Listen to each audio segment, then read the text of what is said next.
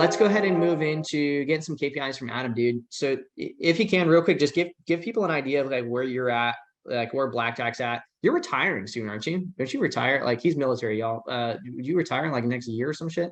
2024. 2024. So it's coming up. Okay, so coming up.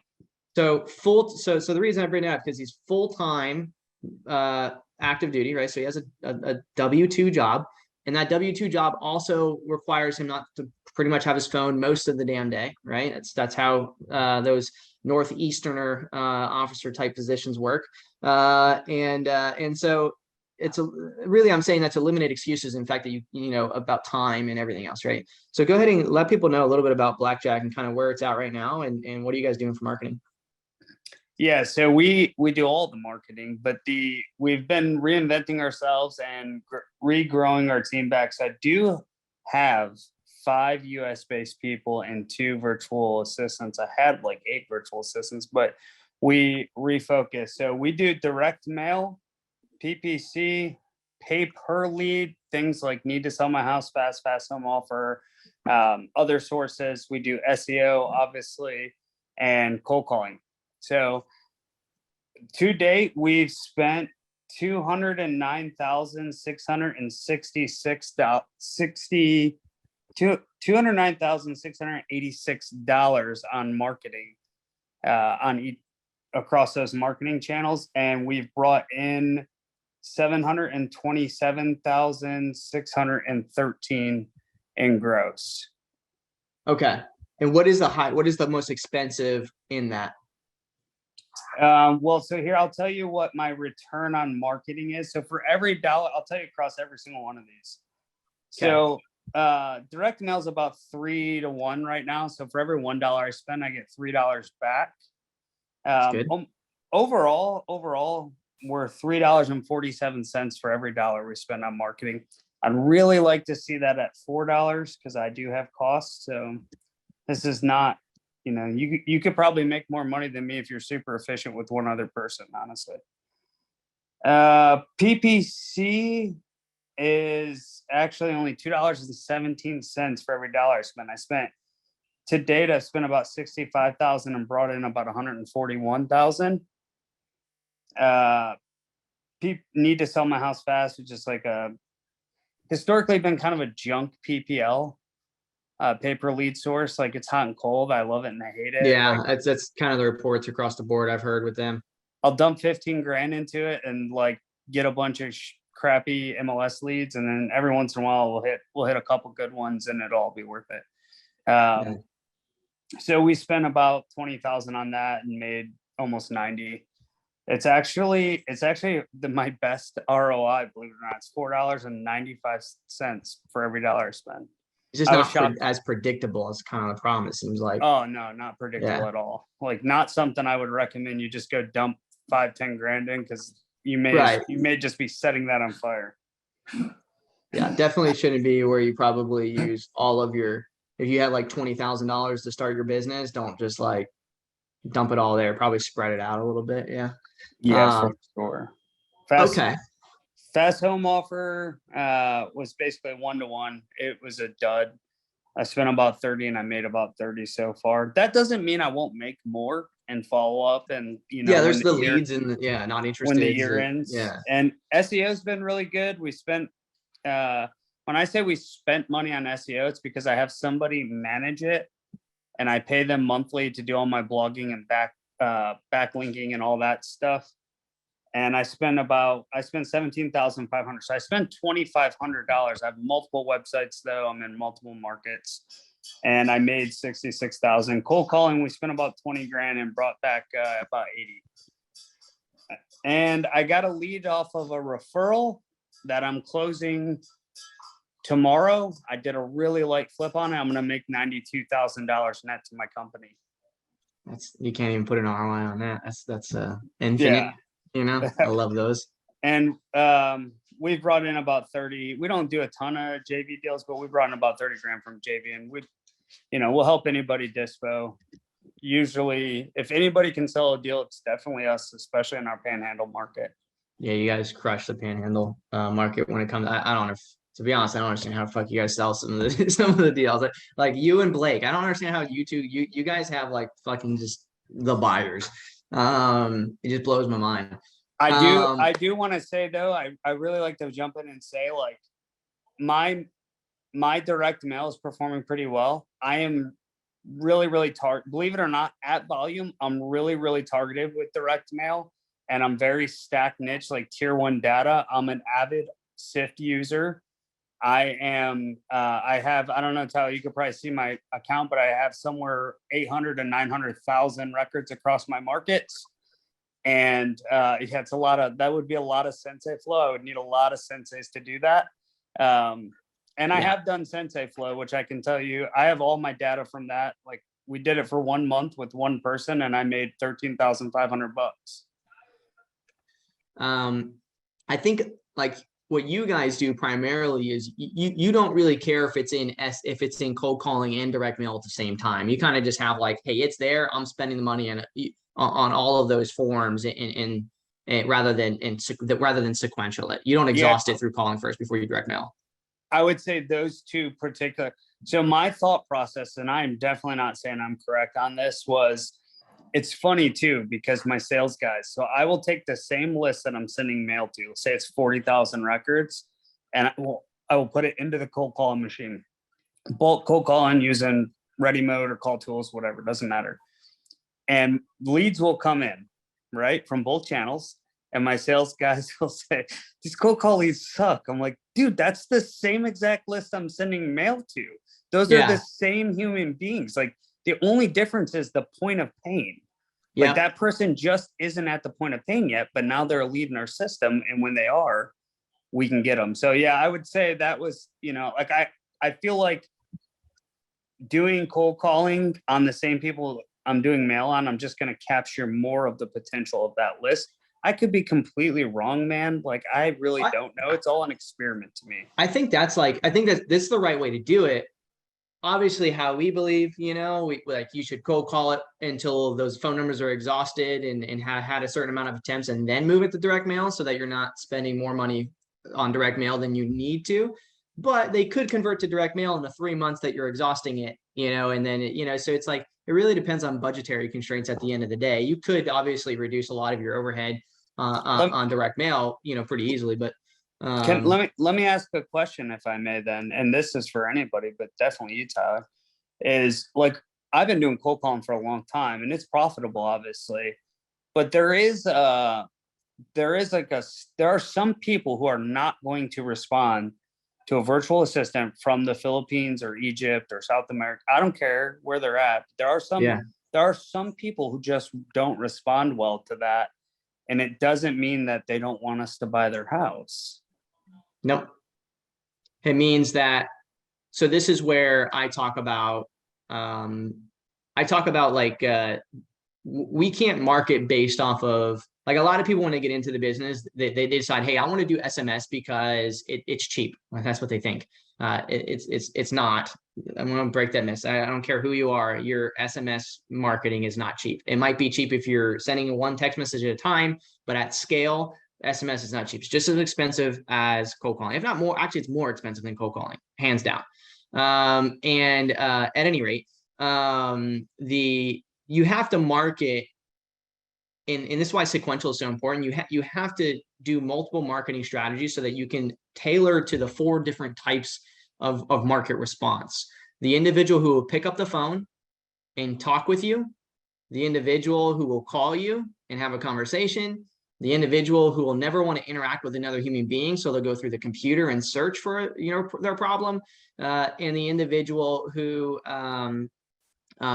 will really need face-to-face, right? You need to be able to adjust accordingly, right? Or, you know, and so you have to be able to call, and then that same type of individual, you'll have to be able to send them a postcard. And that same individual, they won't pick up the phone, but they'll answer a text message. And they don't check their mailbox, so they'll answer a text message. And so you gotta hit them in all those different ways. The question is, what is the most efficient way to hit those individuals so that you use the cheapest form of marketing, or rather not the cheapest, but the faster market response first and move, and then the second fastest, and then slowly work it down to where you're using that most expensive for long-term nurture, such as direct mail. And in the meantime, any of those direct mails that get returned inbound, now we can decide, okay, well, we have already exhausted all those through bulk dialing and SMS. We know that's not the market response, or at least we know we're not going to reach the numbers that we have because they're not answering. They're not responding to direct mail because they got return mailed. And so at that point now it means, okay, those ones we need to do niche sequential too. So for like bulk big operations, like that are spending money on marketing, like what you are, Adam, that's what I prefer to see. I prefer to see that kind of sequential, moving the data through that. Because honestly, it's a lot simpler of an operation than what trying to take all this data and then send it to all these marketings at the same time, rather than just saying, hey, right now we're sending it through cold calling, and then it's getting a move to direct mail, or cold calling to SMS and then direct mail. Another big thing that operations that can benefit that are doing your kind of volume is obviously, and I think you already do this, but skip tracing in more than one location, but not skip tracing in more than one location at the same time, right? So skip trace at one location, market to it, and then anybody who doesn't respond, then skip trace in a second location. Because what a lot of people do is they market, they skip trace twice right away. And what they're doing is, if your correct number ratio is 5%, if you skip trace in two locations at one time, then you've just wasted 5%. Or let's even say 2.5%, you spent 2.5% more on skip tracing because the same phone number could have been in both locations. So you'd rather get the market response, get the correct number, than anybody you're not reaching after 3 to 6 attempts cold calling, skip tracing a second location. Yeah, that is so, like, I don't know if like that, I need to get better at all that. Like Tyler's so freaking zeroed in on the front end. I will say, we're crazy. Once you become a lead in my database, it's like we're talking to you. You and I are having a conversation. You and my team are having a conversation, like Skip Ginny, relatives, deep prospecting type stuffs. I'm dropping RVMs on you. I'm texting you. I'm sending you emails. I'm cold calling you.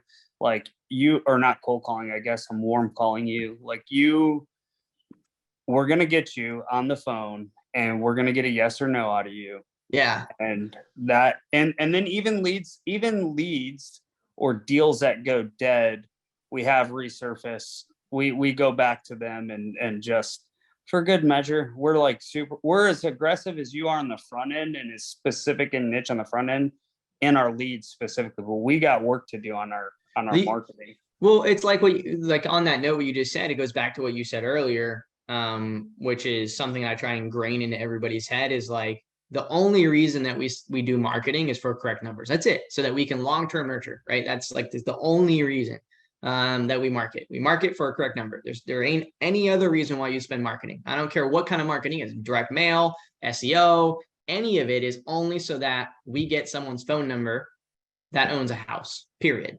And so when you say that your acquisition is like, oh, these cold calling leads are garbage. Oh, well, they're the same ones that, are direct mail. It's the same list, right? There's no difference there. And so it's not that the cold calling ones are garbage and the direct mail ones are better. It's just because the direct mail ones have already been through a more aggressive qualifier, because they actually had to pick up the phone and dial, not just pick up an answer and get sold, on the phone to say whether they're interested or not, right? So naturally, one's going to have a better conversion rate, but at the end of the day, you got to correct that phone number, and that correct phone number costs you X amount of dollars. Like, and I don't know what that is for you guys right now, how much a correct phone number costs you. That's something I always tell everybody, and for everyone now, if you're not doing this right now, like that is like the number one KPI if you track to improve the number on your cold calling campaigns will improve.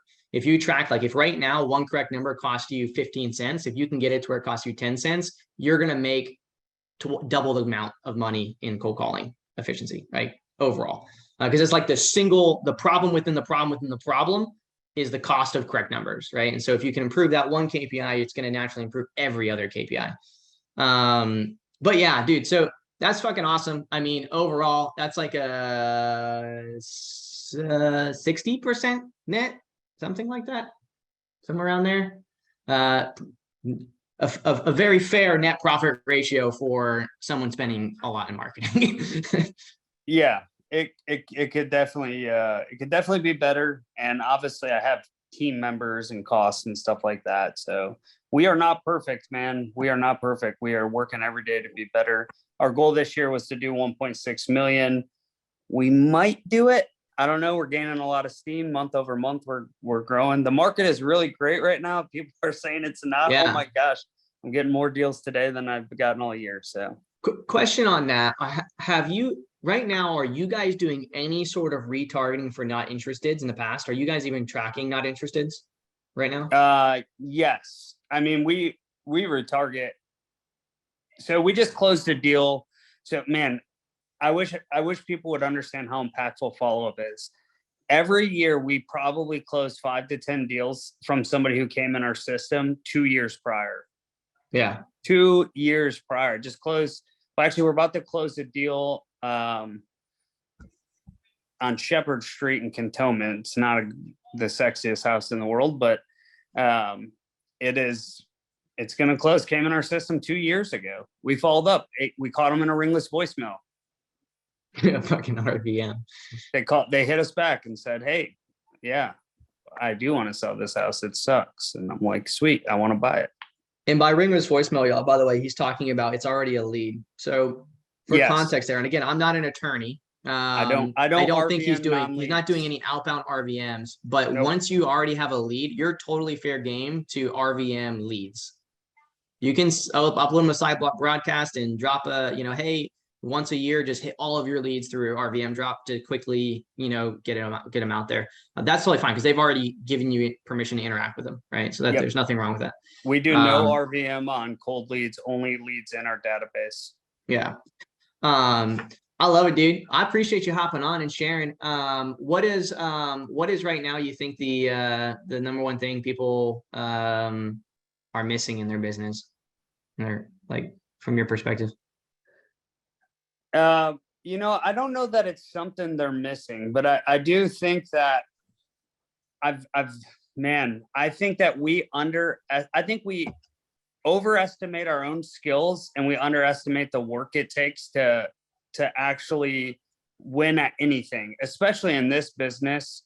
It takes work to grow it, to get the leads, to close that. For everything is a hurdle. I got to close my first deal. Well, we're overestimating our skills and we're underestimating the work it takes. And what you realize, your experience over time, your skill grows and then it compounds. Like, this is my personal story. Like, I'm bad at doing what I'm doing. I'm cold calling and then I close a deal and then I close 10 deals. And then, eventually it's like second nature to me. And I'm looking around at my team and going, oh man, I'm just like assuming people know these things and I have to like teach more and coach more and stuff like that. So, don't underestimate the work it takes, but also understand that your skill will get better over time. So don't feel like it's not working for me or it's not working good enough for me.